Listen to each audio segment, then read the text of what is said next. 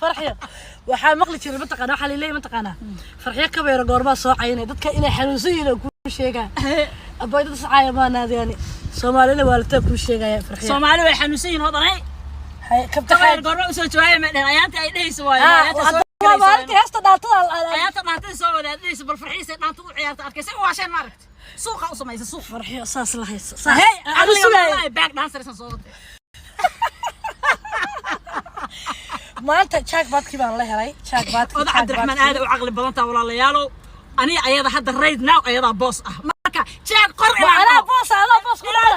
inna lillahi wa inna farxiyo Soomaali ma shay shaqada qabatid oda Cabdiraxmaan boss waaye ana rabtaa inay igu soo gediso baasha laakiin maanta jaagan ka qaada maanta labadeena ki jack qaado allan dheer ah ila lan dheer tahay albaab la gawa oo kala hadba